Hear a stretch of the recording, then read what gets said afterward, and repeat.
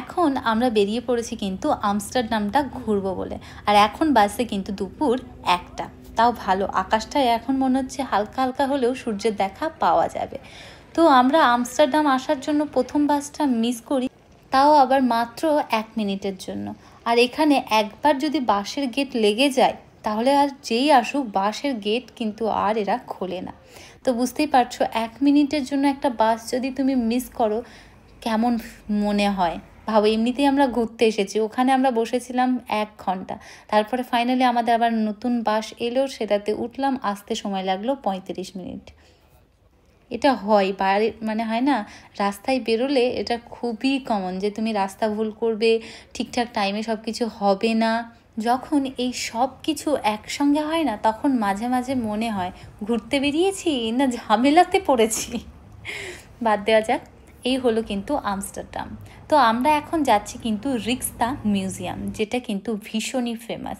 তাছাড়াও আমরা যাব এখানকার একটা খুবই ফেমাস ওপেন মার্কেট, যেখানে কিন্তু প্রচুর ধরনের ফুল। সত্যি বলছি ওই ফুলগুলো দেখে আমি নিজেই অবাক হয়ে গেছি।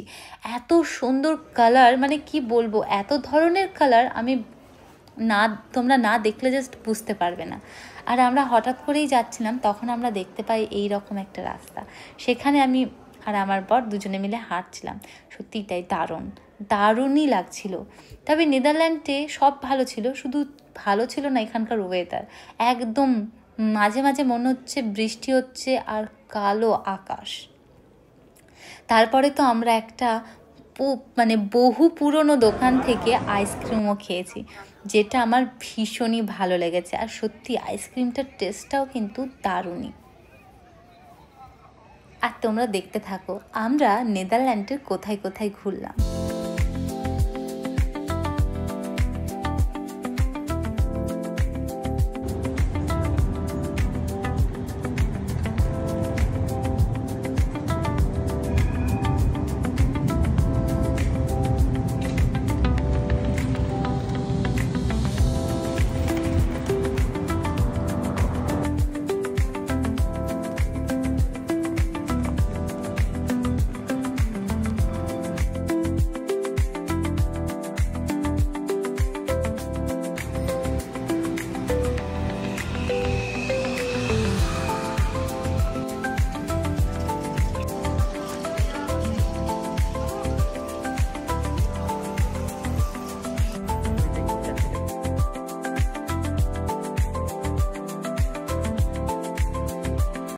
আর হ্যাঁ, এরকম টানেলের ব্রিজগুলোতে খুব সুন্দরভাবে সাজানো রয়েছে, সেখানে কিন্তু একটা ছবি তোলা চাই। আমরাও তুলেছি এরকম ফুল, এখানে থাকবে সাইকেল, তার পাশে দাঁড়িয়ে একটা ছবি কিন্তু তুলতেই হবে, না হলে কিন্তু নেদারল্যান্ডে যাওয়ার মজাই থাকে না। আর এই যে আমরা ফাইনালি পৌঁছে গেছি কিন্তু রিক্সদা মিউজিয়ামে। আর বলবো নেদারল্যান্ডে গেলে একবার হলেও সাইকেল কিন্তু চালিও। তাছাড়াও আর আমরা আমস্টারডাম সেন্টার থেকে রিক্সদা মিউজিয়াম যখন আসছিলাম তখন আমরা কিন্তু চারপাশটা খুব সুন্দরভাবে ঘুরে নিয়েছি। আর এই যে এটা হলো কিন্তু রিক্সদা মিউজিয়ামের অপর প্রান্তে। আর এখানে এই জলের ফোয়ারাগুলো দেখে আমার এত ভালো লাগছিল, সবাই করছিল বলে আমিও লাইনে দাঁড়িয়ে গেছিলাম। আর আমি ভাবছিলাম যে কখন এই জল পড়াটা বন্ধ হবে, যেই ওই দিক দিয়ে বন্ধ হয়েছে আমি তখনই দৌড় দিয়েছি ওখানে ঢুকবো বলে। সত্যি যখন আমি ভিডিওটা এডিট করছিলাম তখন আমি আমার নিজেকে দেখে এত হাসি লাগছিল, কি আর বলবো, মনে হচ্ছিল যেন আমিও ছোট বাচ্চা হয়ে গেছি। তবে এখানে তুমি ভালো করে দেখো, শুধু আমি একা বড়নি, অনেক আমার থেকে অনেক বয়স্ক মানুষও কিন্তু ওখানে ওগুলো করছিল। তারপরে তো এইরকম সুন্দর সাজানো একটা রাস্তায় হাঁটতে আমার কিন্তু দারুণই লেগেছিল। আর ফাইনালি আমরা পৌঁছে গেছি কিন্তু সেই ফেমাস ওপেন মার্কেট বা ফুলের বাজারে। এখানে বিভিন্ন ধরনের ফুলের বীজ পাওয়া যাচ্ছিল, বিভিন্ন ধরনের ফুল পাওয়া যাচ্ছিল, ফুল গাছ পাওয়া যাচ্ছিল। সব থেকে তো ভালো লেগেছে এখানে, মানে কত ধরনের যে ফুল আছে তোমাদেরকে আমি বলে বোঝাতে পারবো না। এর অর্ধেকেরও বেশি বোধহয় আমি নামই জানি না, শুধুই দেখলাম, মানে হয় না, মানে দেখছিলাম তো দেখতেই থেকে গেছিলাম, এত সুন্দর সুন্দর ফুল। আর দেখো যে মাথায় কি সুন্দর ঝোলানো আছে, ঠিক আমাদের ওখানে যেমন রসুন ঝোলানো থাকে না নষ্ট হবে না বলে, এখানে কিন্তু তার জন্য ঝুলিয়ে রাখিনি, মানে হয় না, এটাই সৌন্দর্য, এই জন্য তো এই জায়গাটা এত সুন্দর। তবে নেদারল্যান্ডে একটা জিনিসের দাম আমার প্রচণ্ডই বেশি মনে হয়েছে, সেটা হলো কিন্তু সুভিনিয়ার।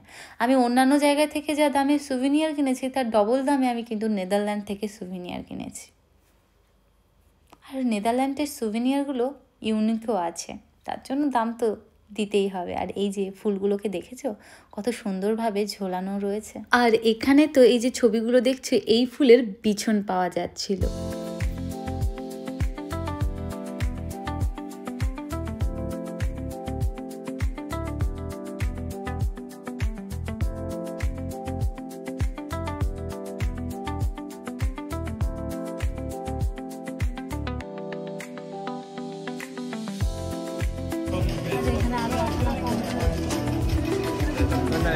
একটার দাম তোমাকে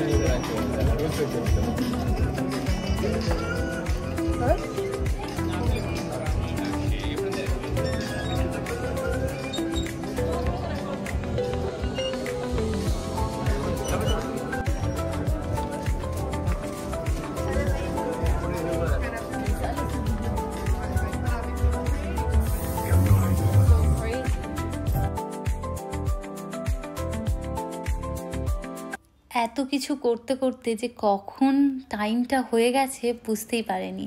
আর আমাদের ফ্লাইট আছে কিন্তু 7:30টায়, আর আমাদের এক্ষুনি বেরোতে হবে কিন্তু এয়ারপোর্টের উদ্দেশ্যে। তো টাটা বাবাই, আবার দেখা হচ্ছে নেক্সট